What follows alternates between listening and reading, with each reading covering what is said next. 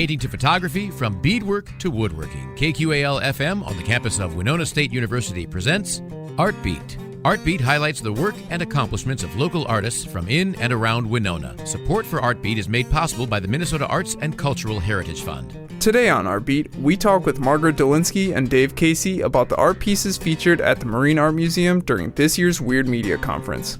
Margaret's project, Winona's Way, focuses on Winona's love for nature by portraying her art on canoes and then submerging the canoes, as well as herself, into the Mississippi River. Margaret's previous work is in VR systems that allows you to experience her art in a 3D landscape.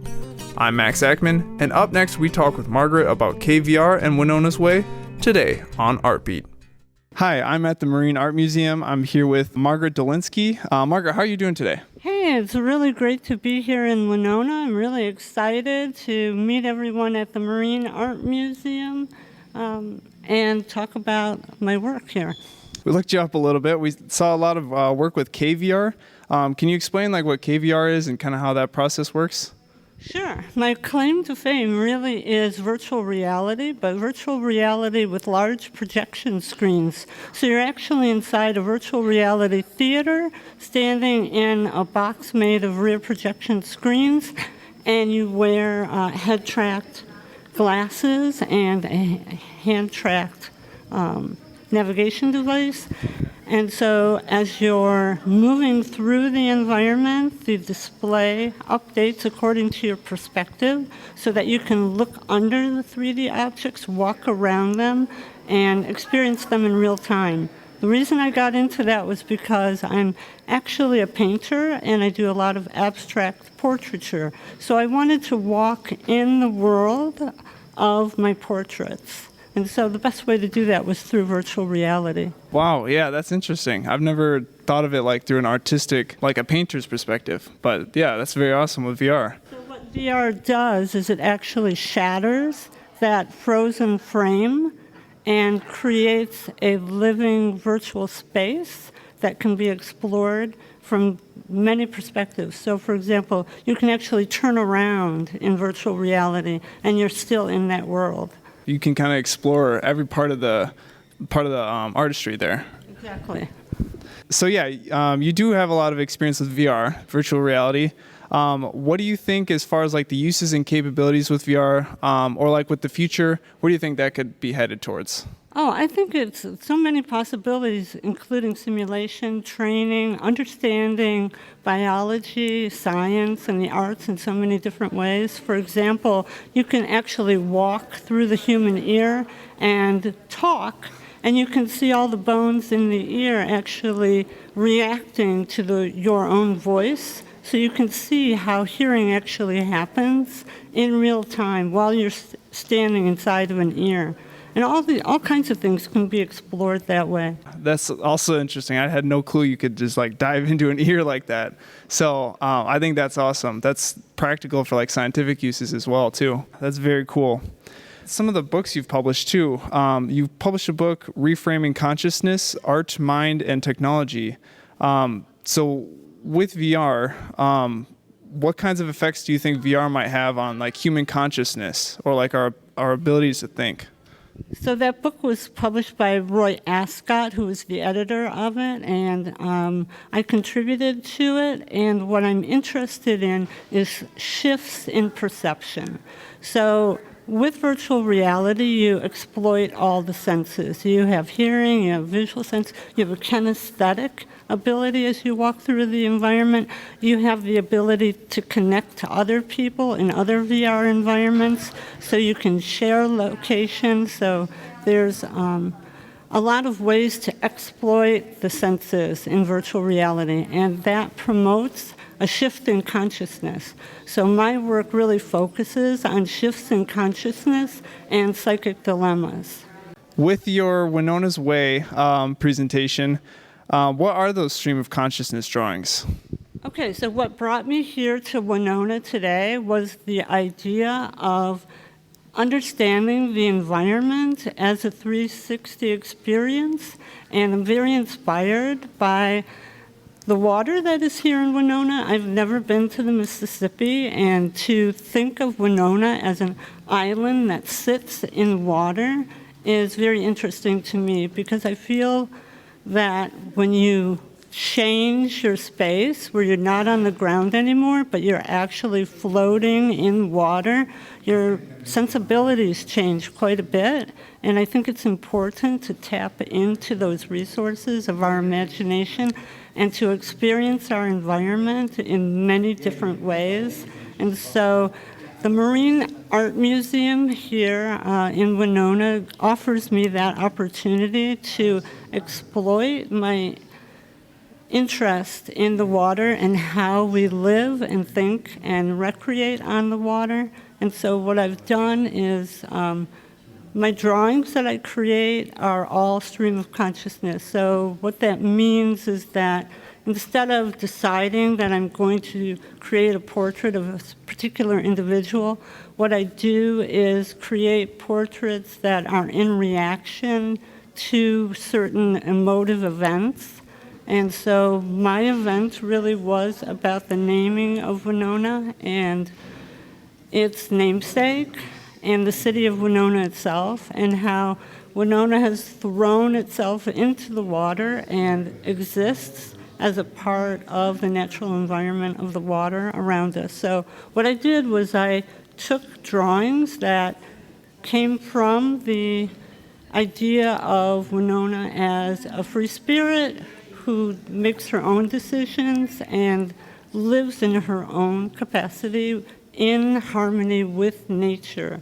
So my drawings are covered on a kayak, and those images represent Winona, and I will in turn throw myself and my kayak in the water and ride on these stream of consciousness drawings around the Minneapolis Marine Art Museum.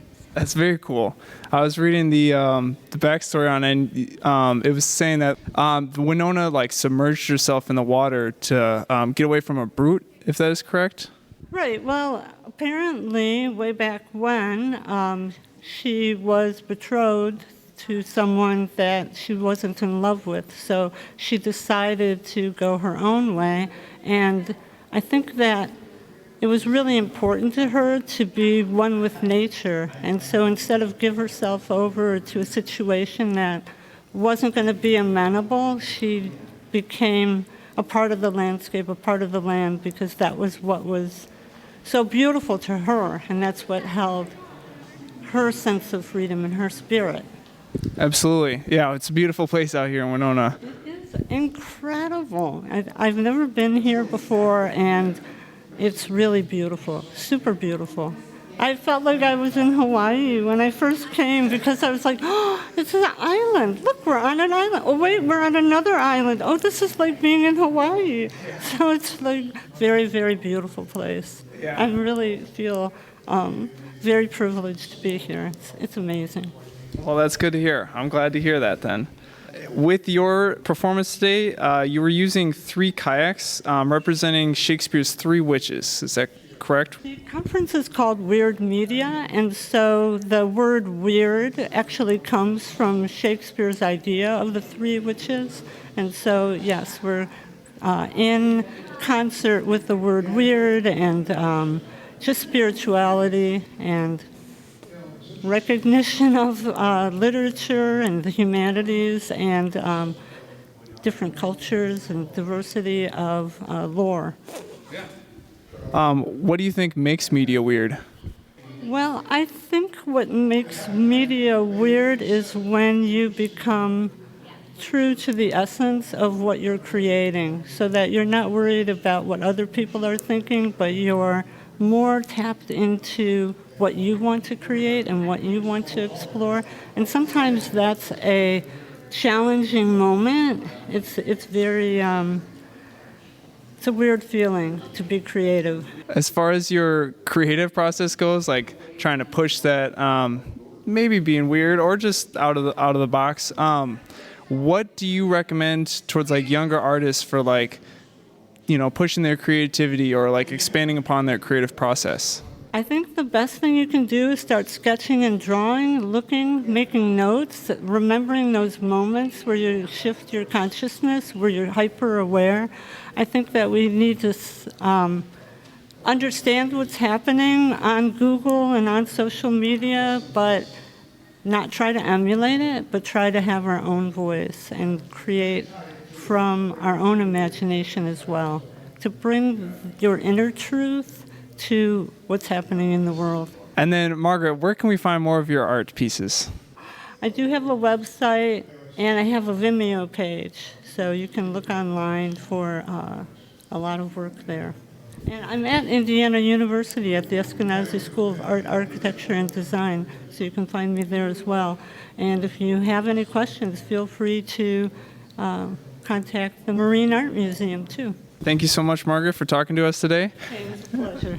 Next, we talked with Dave Casey, who is the Assistant Curator of Education and Exhibitions at the Minnesota Marine Art Museum, to learn more about the museum and to get his take on the Weird Media Conference. I'm here with Dave Casey from the Minnesota Marine Art Museum. Dave, how are you doing today? Great. Thanks for talking to me. So what is the Marine Art Museum's involvement with the Weird Media Conference today? Sure. Well, the Minnesota Marine Art Museum, our overall kind of tagline is great art inspired by water. So we're always looking at how artists, both contemporary artists and historic artists, have interpreted the theme of water or the element of water. So Scott Pollack and I, the executive director, met with the organizers of the International Media and Digital Arts Association, who's hosting the Weird Media Conference and Exhibition. Just in looking for ways that we can partner. They've been going on for a couple of years now, and we haven't really done anything with them in the past. So we're looking at ways of partnering, and they mentioned Margaret Dolinsky's work, how she needed a space. Her artwork is actually floating artwork, and we're located on the Mississippi River, and we have this connection to water, so it's obvious fit there. And she's exploring the myth of Winona. There wasn't really a historic figure of Winona. It's kind of this myth that has this mythical origin story, and she's exploring it in a new way and relating that to kind of the spirit of Winona itself. So she's kind of exploring an old myth in a new way. So we just thought that was a really good fit here in Winona at the Minnesota Marine Art Museum. Yeah, absolutely. And yeah, we're located right on the Mississippi River here. So it's great fit for it. So I want to ask you as well, what do you think makes media weird? Well, I think weird is it's like beauty. It's in the eye of the beholder. But I think what I really appreciate about this weird media as a theme is not that it's not necessarily that the subject is weird or it's not. I don't see weird as a negative. I see it as just new ways of looking at things, different ways of looking at things. So that's what I think is really cool about this theme. Winona has used Visit Winona has used the tagline of surprisingly weird in the past, and some people saw that as a negative, but I see that as a great thing. Weird is just different ways of looking at things, and I think this conference is just asking its participants to look at the world in a different way. Yeah, absolutely. I never heard the. Would you say surprisingly weird? Surprisingly weird. Yeah. Visit Winona has used that as a tagline for their promotional materials for Winona in the past. Yeah, I had no clue about that, but I kind of like it too because Sure. You look at it in just a different perspective, right. in a sense. You might be surprised how things come together, and people are often surprised about things in Winona, and I think people can be surprised about things in this exhibition. Yeah, absolutely. As far as modern art goes, is there a direction that you would like to see it being pushed towards, or is there a medium you would like explored, or I guess what would you like to see out of upcoming artists as far as their art pieces go? Sure. I think as far as new media and artists exploring art in different ways, we're focused on art inspired by water here at the museum, and oftentimes that tends to lead toward more traditional mediums like painting or photography. So whenever we have the opportunity to explore that in a new way, we get really excited. We had an exhibition of kinetic sculpture, which is moving sculpture, this past winter from an artist named David Bowen. So we're always looking at new ways to look at what's really an ancient subject. It's easy to find paintings of photography and drawings of art, but whenever we can really explore beyond that. Right now we have this exhibition that we're standing right now with Sonia Peterson's paper cut art. It's really an ancient art form that she's taking in a new direction. So we're just looking at, we want to be able to explore a wide range of media. We don't always want to be focusing on painting or one particular thing. Yeah, absolutely. If people want to find out more about Minnesota Marine Art Museum, what's their best resource to find more information?